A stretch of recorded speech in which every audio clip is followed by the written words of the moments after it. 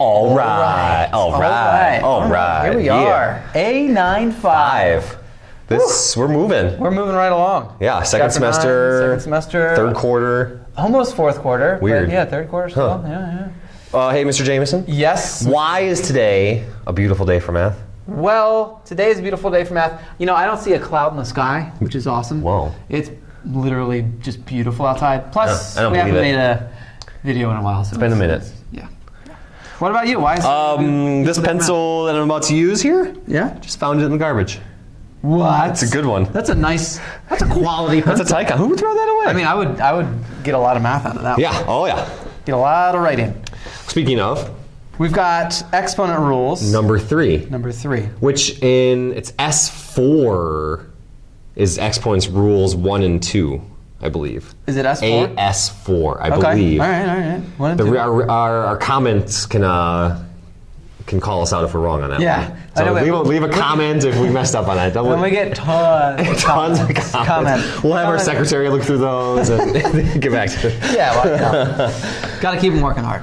Well, number 3. Yeah, exponent rule number 3. Did you give them the rule right away? I went through the easy example first. I went to the easy example first. Yeah. Well, actually, I went through that problem right there, but Yeah, our viewers can't see that. Yeah. Anyhow, yeah, easy example. So, what'd you do for that? I said, well, I think you should imagine Yeah. when you have an exponent, what do you see there? And one of my students told me, I think it was Persia, that said, there are 1, Oh, very 2, smart. 3, Yes. There's 8 of them up there. 5, 6, 7, 8. There's that 8. there were That seems 8 like a lot of x's work. multiplied. Yeah, that's a lot of work. And then divided by 3 of them. Yeah, And then that's what she imagined. Right. Yeah. Which I was like, well, yeah. Yeah. Totally. Yeah. But what happens is they cancel out. They cancel. So x divided by x is 1. 1. X divided by x is 1. X divided by x is 1, leaving some left over. And so there's 5 left over. Because there were 8 on top, and we got rid of 3 on both the top and the bottom. So there's 5 left over. There's 5 left over. Yeah, there's 8 on top, 3 on the bottom, just like you just said. Which I hope, my students, I bet yours saw it too. 8 minus 3 is 5. And that's the rule. That's the rule. So do we have to do this every time? No. Oh, thank goodness. Yeah. Ugh. Because imagine if it was x to the 800 divided by x to the 30. You'd be like, unless you knew, oh, I'm just going to subtract. Unless you found a pencil in the garbage and you just really Then you could write a whole lot. That's true.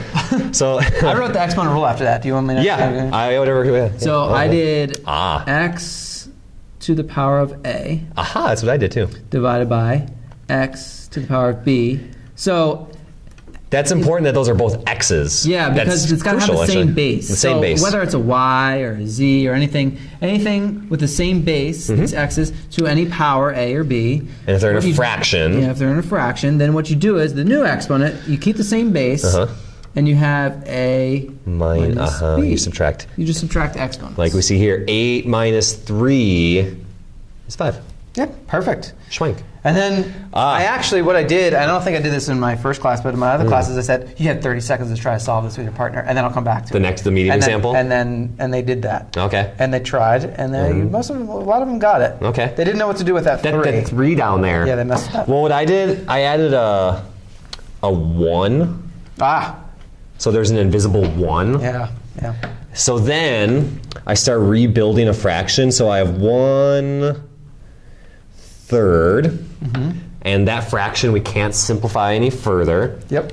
So I do the 1/3 in a big old fraction bar. So I build a little shelf. Yep.